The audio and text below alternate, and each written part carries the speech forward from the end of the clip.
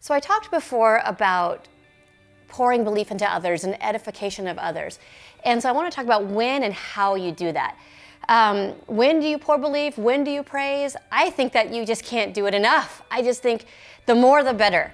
There's praise for every little thing as much as possible. Just, it could be, you look great today. Wow, I like your new haircut. Wow, you're looking sharp. I like your tie. It could be as little as that, or you could say, hey, you know what? You did really well last week. Man, I see how hard you're working right now. And again, this applies in business, but it also applies with your kids. Man, I saw how hard you worked in that drawing you did, and I see how much you're working on your reading skills right now.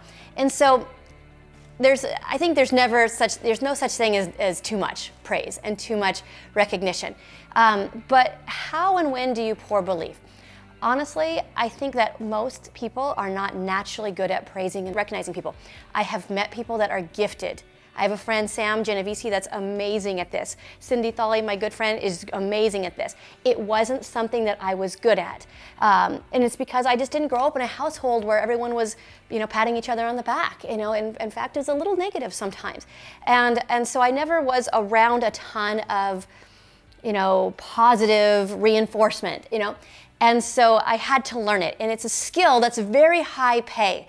When you criticize, when you condemn, when you put down people like corporate America, it's very low pay. Leaders don't do that. Managers do that. There's a big difference between management and leadership. And so leaders learn, it's a skill that's learnable like anything else, to pour belief into others. And so when do you do it? Well, you do it when they're doing great. When they're doing great, it's high fives all day long. You maybe take them out to lunch. You tell everybody about it.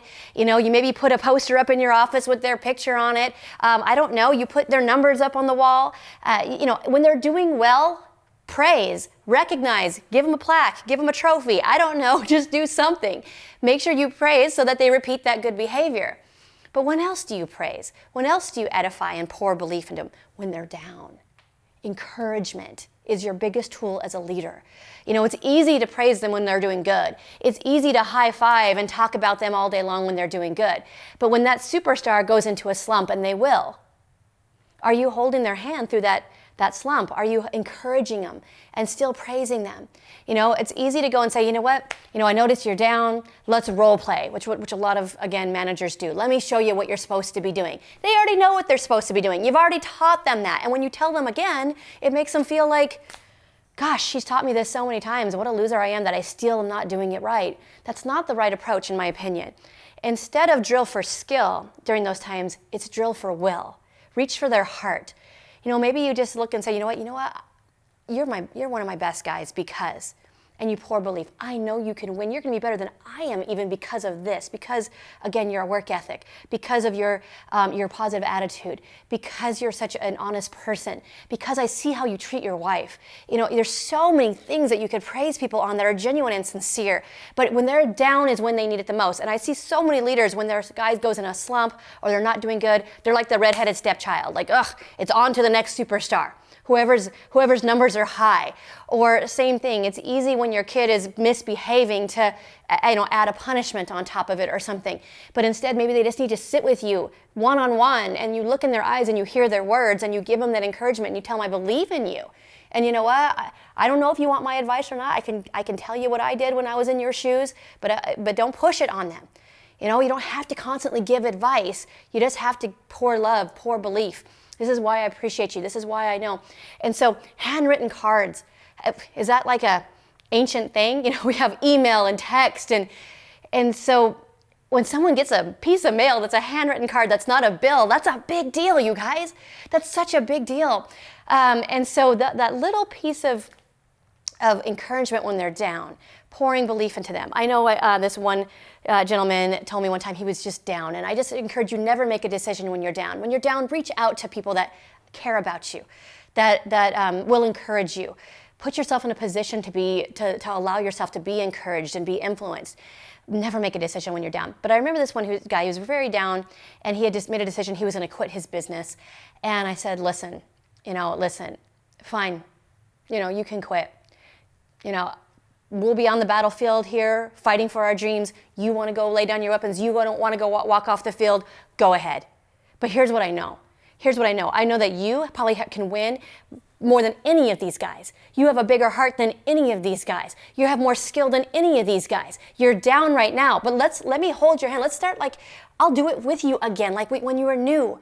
Let me show you one more time how this works. And then I asked him a question. When were you the most excited? When were you the most excited? If you have a child that's maybe struggling with learning an instrument or a skill and they want to quit, when were you the most excited about that? Or this guy that was about to quit his business, I said, when were you the most excited about about your business? And he thought about it for a second. He thought about it and he started telling me about these things that he used to do. And I just let him talk and I said, why'd you stop doing that? He's like, I don't know. I said, okay. Well, that was the most fun. Let's do that again. Okay. Maybe, Jamie, all right. And I said, let me ask you question number 2. What do you want more than anything else out of life? What's the most important thing to you? And you know what he told me? He said, what I want more than anything else, Jamie, is to be able to just not have to say no all the time to my kids. Just to be able to say yes sometimes and not be in this financial rut.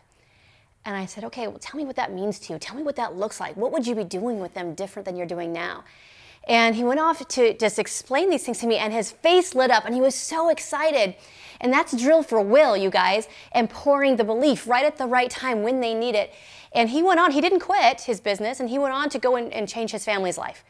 And so you as a leader, it's so important that you pour belief when they're up, when they're down, when they're new, but don't stop doing it. Let's say you have someone that you're mentoring and coaching, or a child.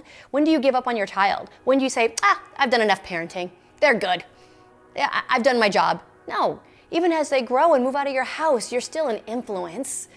You're still an influence to go and encourage them to be happy and strong in their life. So I hope this helps you guys. Just, edify, pour belief, and again, there's never really a wrong time, and there's never too much of it.